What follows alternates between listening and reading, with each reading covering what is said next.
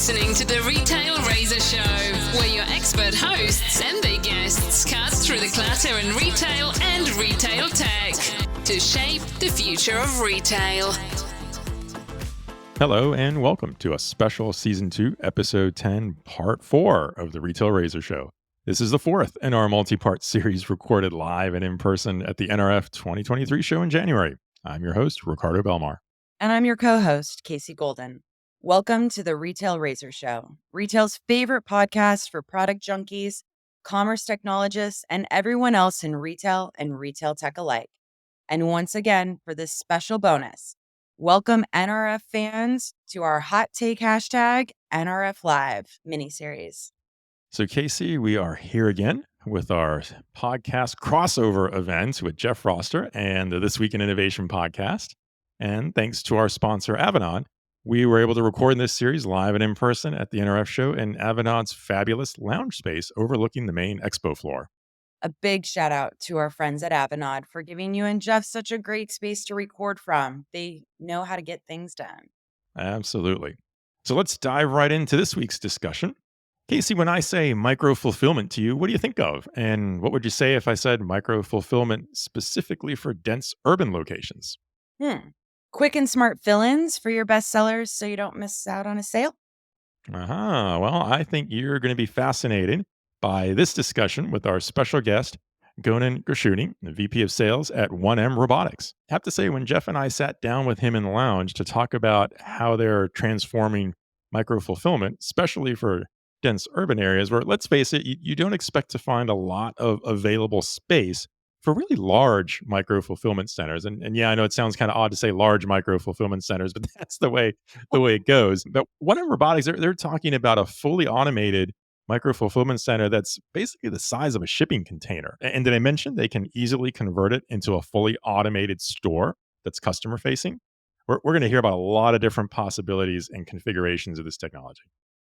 So the first thing I thought was, sounds expensive for a large micro fulfillment center. Now I'm intrigued when you said shipping container. So I'm ready for it.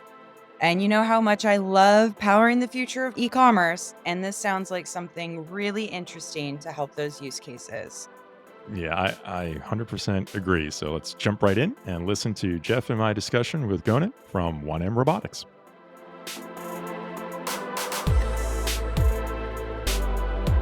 Hey everyone, we are back at NRF 2023 with another special bonus episode in our series here. I'm Ricardo Belmar, and I'm here with my special guest host, Jeff Ricardo, host of This Week in Innovation.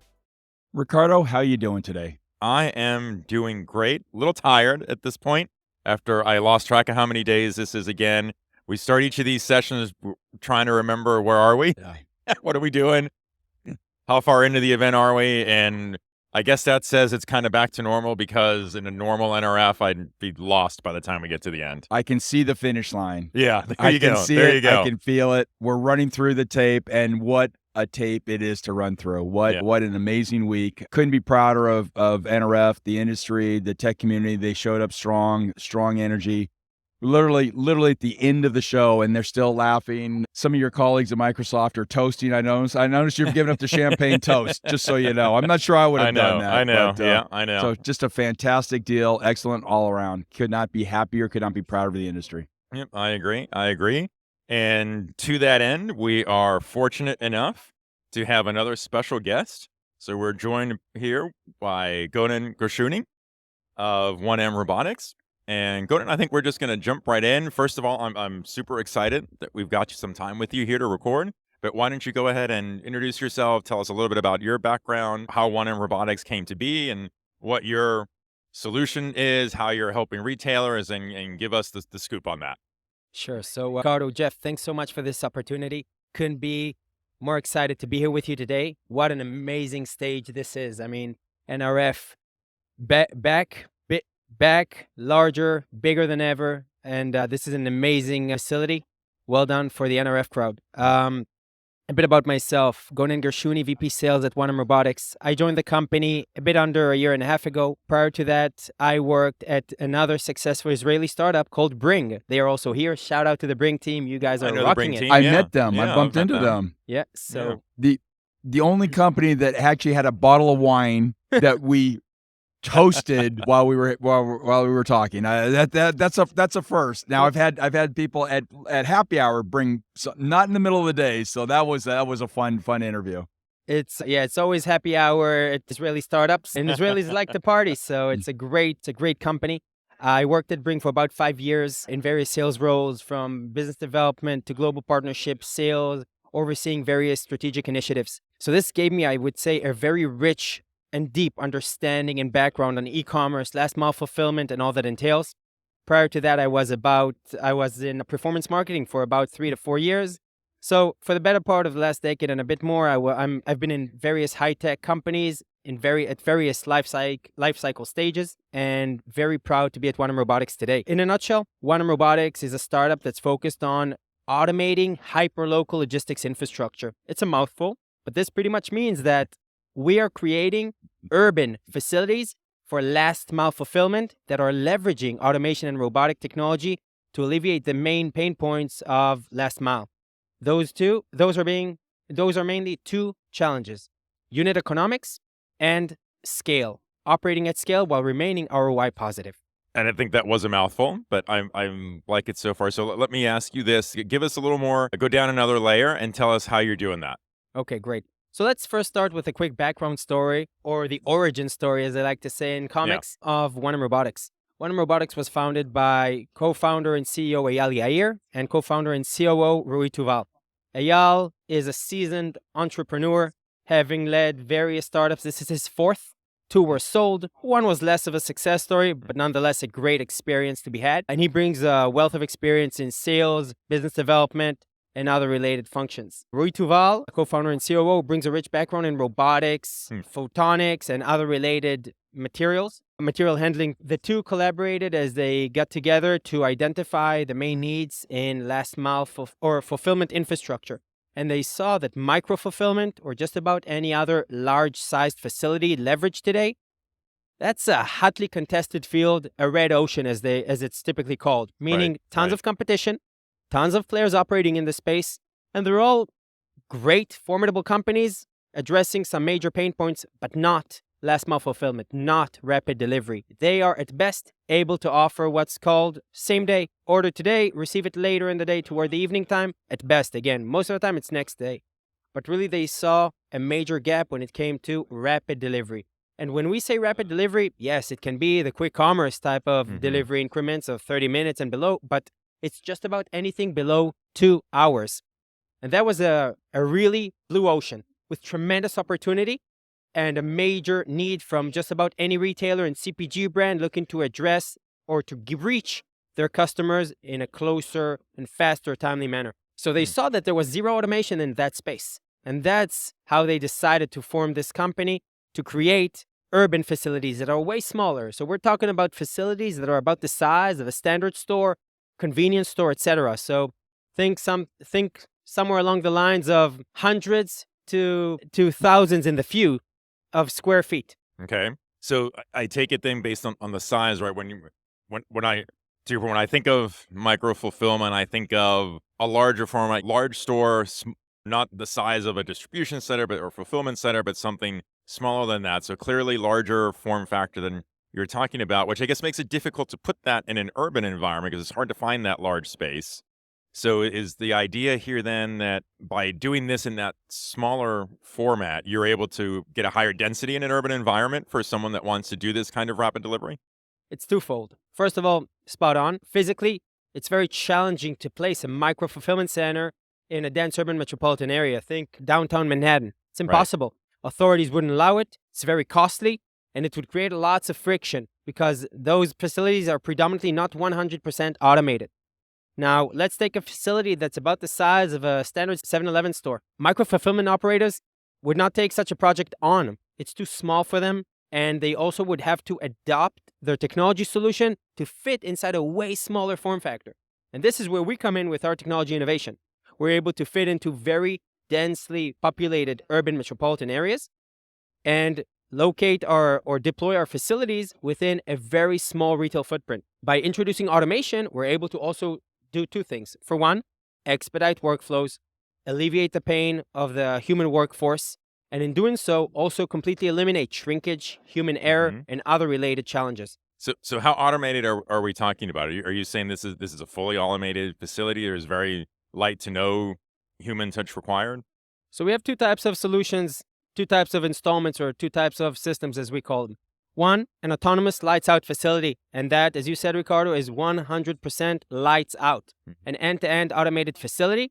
We've already got this deployed with various exciting customers around the world, such as Nespresso, such as AB InBev, etc. And that is a facility that requires zero headcount.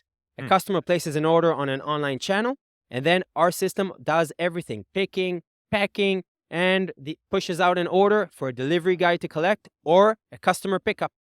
In addition to that, this can also serve returns, and things are way faster and easier to do from one single, let's call it, omnichannel presence. Second option, or the second infrastructure that we've created, is what's called collaborative automation. In cases where the human workforce is still required to operate some sort of function within the facility, we expedite and simplify workflows by introducing automation into the game, taking a fully manually relying operation and adopting it to this new reality. Incorporating innovation into the story and automation makes things a lot faster. It's sort of like, think about the assembly line as it was first introduced in the days of Ford, all the way to where it's at today with Tesla. A lot more innovation, a lot less reliance on a human workforce, while still having some workforce, some work tasks done by the human operator. Now, you showed I can't even talk right now. My throat's so thrashed. The coffee example. How many SKUs was that in that automated footprint store? So in that specific facility, because we're talking about a rather limited product assortment to begin with, right? That's a few hundreds. Yeah. We can support all the way up to around 4,000 SKUs. And I would say another differentiating factor in our technology is that we also support frozens. That's unheard of in warehousing automation. So 4,000 SKUs. What's a typical 7-Eleven? Less. Less than 4,000 Yes. SKUs. Okay. So Aldi US, for example, they're somewhere along the lines of 2,000. 2,000 SKUs. Average Wow. quick commerce players between 1,500 to 3,000 max. We are not trying to address a hypermarket. I am less relevant for that Right. Costco, that Walmart. But for the small format stores, for the convenience store chains, for consumer electronics small format stores like Best Buy is trying to now launch, this is a great fit. And this is where we play. We're playing in the fast-moving goods line, where we're talking about product assortment that you want to get out to your customers as fast as possible. Offer that brand new iPhone as fast as possible as you are doing the NPI. There's also almost a loss prevention component to that too, I would assume. I'm in California, and we have loss prevention is a major issue. Correct. You sort of solve that by no one's inside the store. Exactly. Wow, interesting. Yes, we provide the software suite as well. So we've developed our own WMS. It's not a must. It's not a mandatory element for our customers. But we do have live visibility and true inventory tracking at any single point. And this also allows us to provide demand forecasting, restocking and replenishment reporting, and other smart alerts to support our businesses with their mission-critical operations.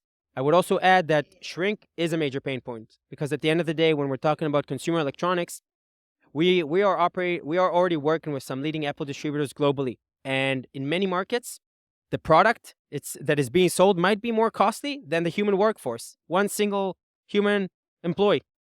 And in such case, if you lose one iPhone, this is a major challenge for you as a business. And we're able to completely eliminate that by providing live visibility into each and every single SKU that we handle.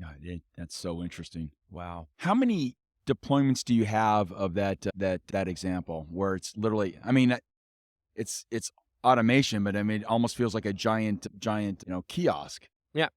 Right.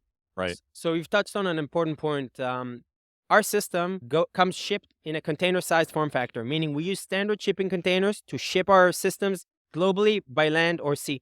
This allows us to operate very flexibly and to ship out our system super fast.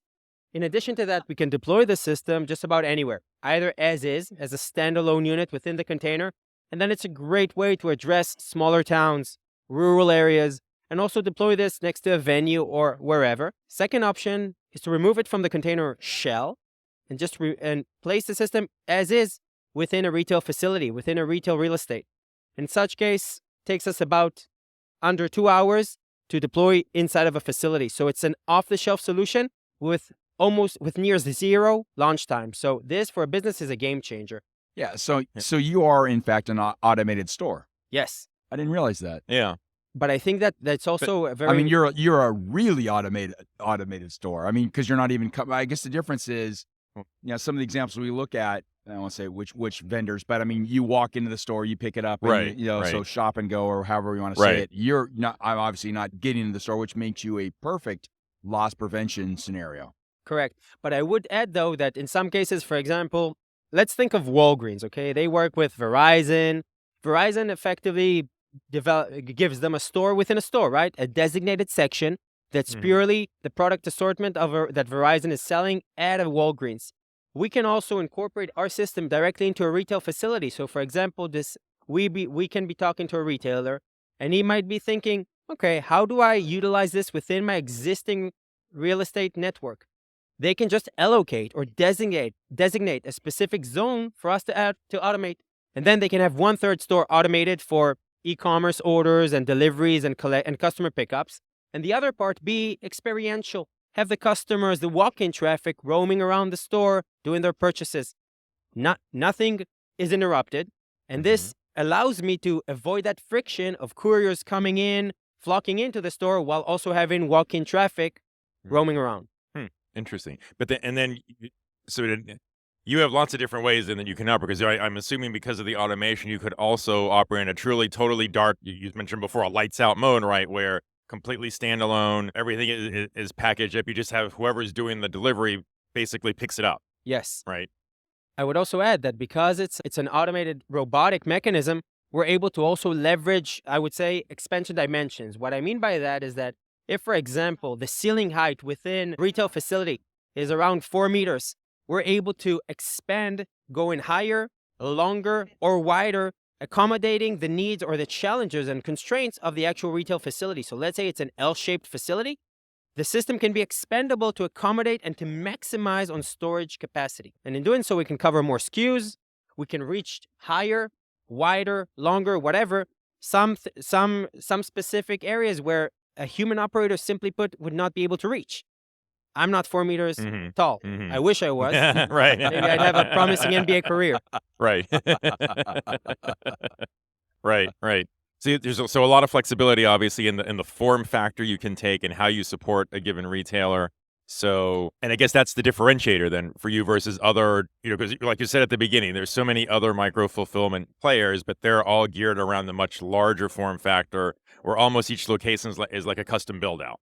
Yeah. And you've almost made this into almost a cookie cutter approach for the retailer. It's exactly a cookie cutter approach. It's an off-the-shelf solution with zero launch time. You're shipping in the cart, the container that you would just drop at a stadium or at a racetrack or something. Yep. You literally just drop it. Indy 500, let's go.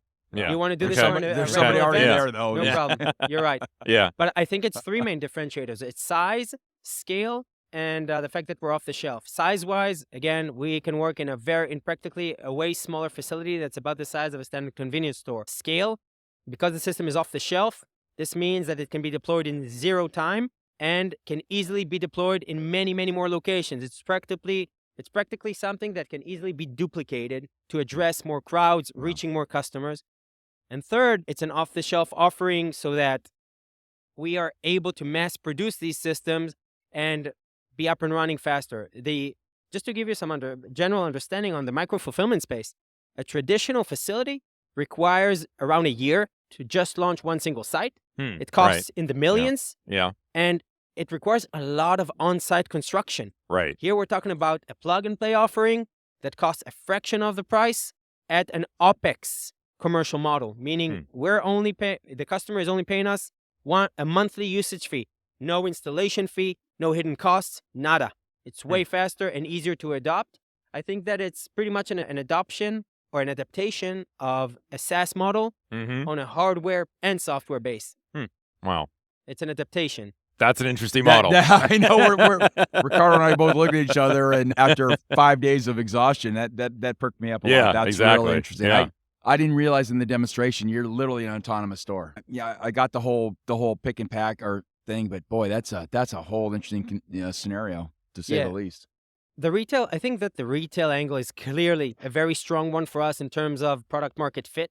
But we are also seeing high demand now, also coming from upstream, meaning taking this into a DC, a facility that still is very much manually operated, and incorporating our systems directly into that to address a specific line of products within the DC, or to take this into industrial use cases, auto parts. Just think of an example. Let's say you're now about to board that plane taking you home, right?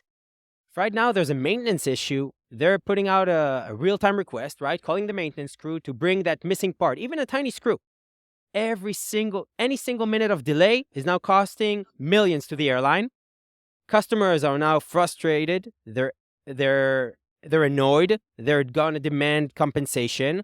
So that's millions of dollars in fines. If we're able to address them with frontline warehouse that is fully automated, with full visibility into inventory, this is also a game changer for the airline industry, and that's just off the top of my head. And secured too. Yes. Right. That's such a big deal. Yeah. Wow. Wow. Interesting. So then if we look out into 2023 and this year and beyond, obviously you've got a really positive outlook on the potential here. I'm just thinking for this year in particular, how would you gauge the retailer interest just based on what you've seen here at the show? Are you expecting to have a really successful 2023? You think you expect to see a lot of new engagements with retailers because there's a lot of pent-up demand for this? So, yes, there's definitely huge demand for this, but being a startup, we need to be minded to the fact that we should also be focused on the markets where we are seeing where there's a clear line of sight on the ROI we're bringing for our customers and the value to be had. If it's a nice to have, then we will probably not dive into any such opportunity.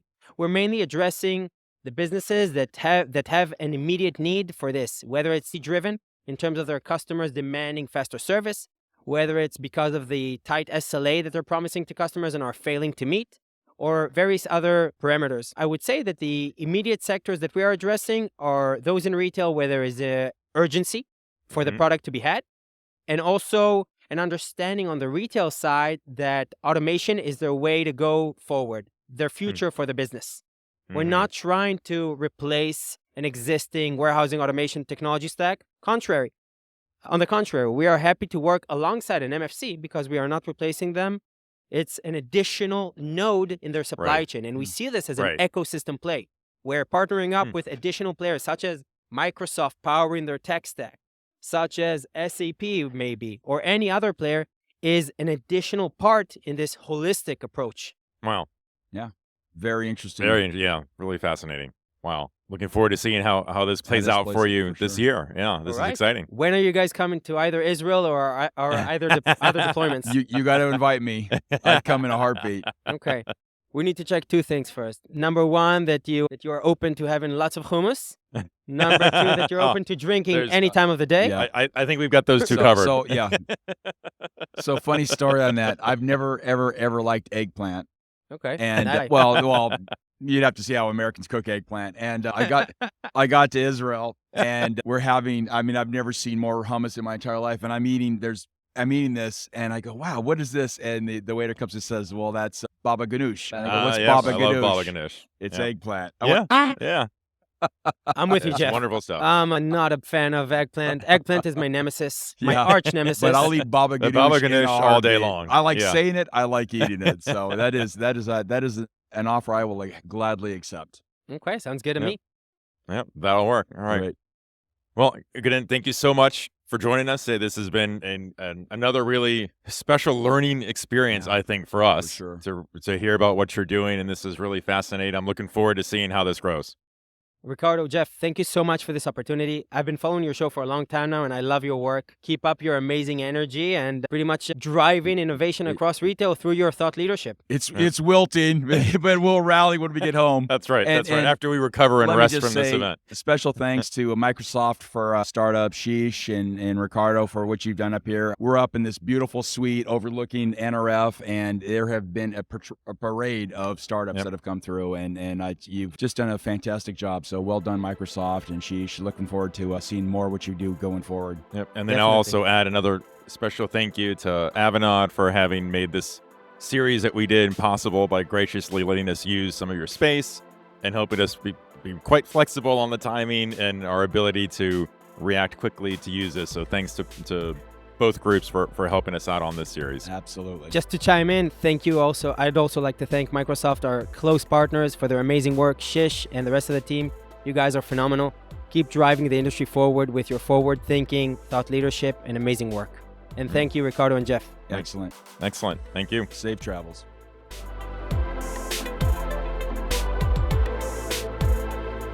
Welcome back, everyone. So, wow.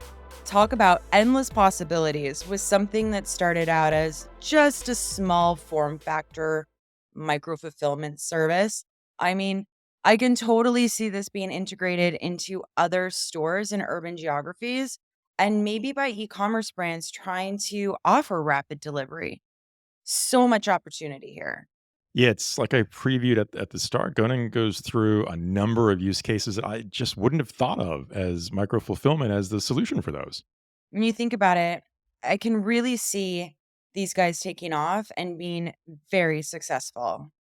Yeah, 100%. I certainly came away learning so much about new use cases for micro fulfillment with the way 1M Robotics can deliver it. Honestly, we may have to have Gonen or one of their founders come on the show next season just to give us an update on how they're doing. Absolutely. Well, Ricardo, I think that is a wrap for part 4 of our NRF Live crossover series. Can't wait to see how you and Jeff wrap up this next episode. Yeah, Jeff and I saved a really great, fun discussion with Greg Jones from Avanon to wrap us up with a discussion on trends we saw at NRF, plus a few thoughts on startups and retail. So tune in next time for part 5. Oh, I love to hear that. So that means this episode is a wrap.